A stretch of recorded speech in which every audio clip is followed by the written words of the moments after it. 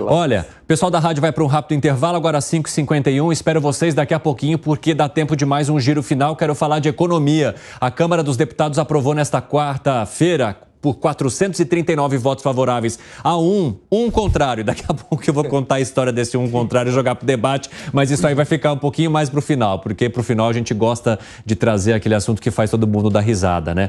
Reajustou o salário mínimo para R$ 1.320. Nessa medida provisória, ela também contemplou o aumento da faixa de isenção do imposto de renda, na prática, para quem ganha até R$ 2.640. Tinha a questão das offshores também, que estavam diretamente ligadas a esse projeto. Né? Ou seja, se cai a arrecadação por conta do aumento da isenção da faixa de imposto de renda, mas se compensa com a tributação daqueles que investem dinheiro lá fora. Só que a Câmara falou, não, isso aí não vai entrar agora não, porque os líderes não tiveram tempo de discutir. E agora, como é que faz? Porque assim, a responsabilidade fiscal, no caso do governo, depende de um aumento de tributação para que ele consiga então oferecer essa isenção. E agora, da onde que vai vir? Por meio de medida provisória ou por meio de uma aprovação com urgência, Alan Gani, para que se possa chegar a esse caminho? Porque a gente está falando de só em 2023 uma perda de arrecadação de mais de 3 bilhões de reais. Pois é, foi o maior jabuti da história misturar essas duas matérias. Lira falou isso também. Concordo absolutamente com ele. Agora, o que o governo tem que começar a pensar é em medidas de corte de gasto público. Esse arcabouço fiscal, do jeito que ele foi desenhado, baseado no aumento da arrecadação, que depende do crescimento econômico, o país não consegue controlar, isso depende de N circunstâncias, depende de circunstâncias externas também. Com esse arcabouço, a gente não consegue cumprir meta fiscal. Precisa medida do gasto. Chega de medida só do lado de imposto. Ô Piperno, o Brasil está se arriscando em mais um barquinho aí ao tentar colar num projeto uma outra questão que possa trazer arrecadação, mas que fica fora por decisão do Congresso Nacional? O Congresso, nesse caso, agiu corretamente. Não, são projetos diferentes.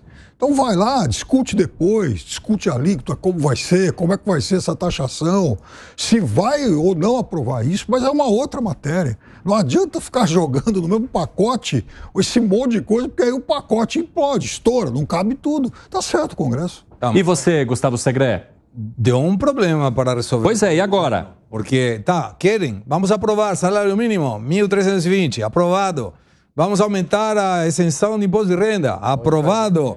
E agora, da onde que a gente cobra esse dinheiro que está faltando? O que diz Lira, Segré? O maior jabuti que já vimos na história recente das medidas provisórias, disse ele. Sabe por quê? Por quê? Porque foi feita uma verificação da Receita Federal que era calculado entre 800 bi de reais e 1 tri de reais em essas empresas offshore. Mas isso atendia o 0,04% da população. Então, para o governo, é assim, quem vai reclamar se eu vou taxar 0,04%? A grande maioria de nós não ia estar colocado nessa tributação. Mas quem banca as campanhas dos políticos? Todos nós. E outra. Então, essas pessoas que têm esse dinheiro lá fora são os que bancam as campanhas dos políticos. E aí deve ter ligado alguém dizendo, peraí, quer aumentar o salário mínimo, aumenta, mas não vem me taxar aqui, né?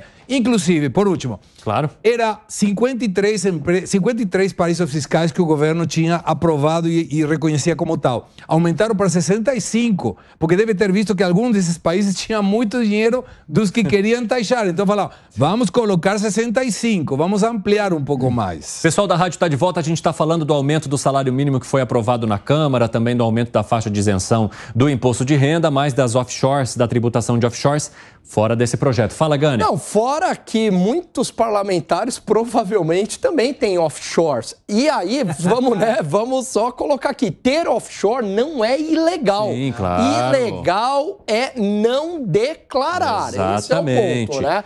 Agora, Piperno, eu quero entender de você o que o governo vai fazer para tentar recuperar essa perda de arrecadação que ele tinha contemplado nesse jabuti considerado aí por Arthur Lira. Então, leva esse jabuti direito, separado. Tem que estar junto. Discute isso. Agora, você não acha que corre-se o risco do governo federal não conseguir, de fato, cumprir aquilo que ele prometeu em termos de arrecadação e que, inclusive, serve de base para o arcabouço fiscal que acabou de passar na Câmara também? Isso ele trabalha, a gente já, inclusive, discutiu aqui com o equilíbrio das contas em 2024. Há quem diga que ele não vai conseguir isso, mas ele trabalha. Você acha que consegue, Gani? Não consegue. Eu queria apostar novamente com o Piperno, que eu já vou ganhar a aposta. A aposta do Ministério do Esporte está para, né? Daqui a pouco sai. A pizza está para sair. A pizza está para sair. Agora, por que você... Nessa reforma ministerial... Agora, por que você acha que o governo federal não vai dar conta de cumprir a meta de zerar em 2024? Porque não tem nenhuma medida do lado do gasto. E agora esse mundo, para crescimento econômico... O Piperno está dizendo que não é só isso que conta.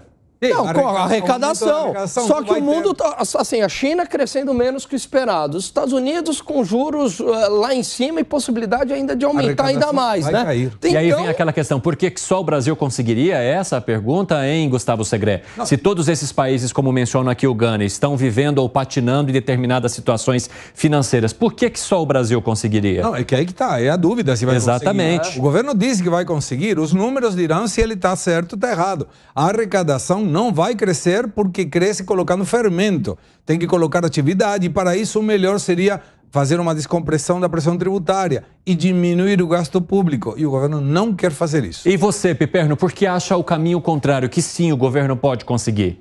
Porque, primeiro, acho que o governo merece pelo menos a margem de dúvida, né? Até porque já se duvidou de muita coisa no começo do ano e que tem se revelado. Gani, por que você não dá margem de dúvida para o governo? Porque eu vejo o filme Dilma sendo passado novamente, segurando o preço de Petrobras, arcabouço fiscal frouxo, até virou o olho. Tentativa de interferência no Banco Central, Piperno.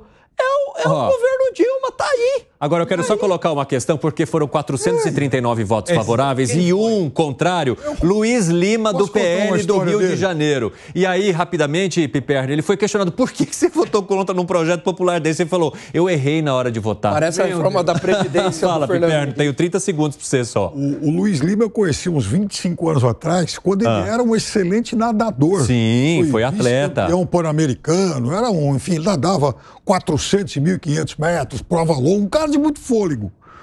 E já, inclusive, é um deputado reeleito, mas está cometendo algumas barbaridades nesse segundo mandato. Fala, Segré. Não, o erro... Qualquer errou. Errar. Mas errar, tinha que apertar esse aqui ou esse aqui. Eu apertei esse. Errei. Mas, 10 segundos para você, cara. Um voto errado na reforma da Previdência do FHC custou uma reforma da Previdência. O cara do PSDB falou, eu errei. Lembra disso? Lembro. Pois é, quase, nesse caso não houve nenhum tipo de resquício, mas poderia haver em outras questões.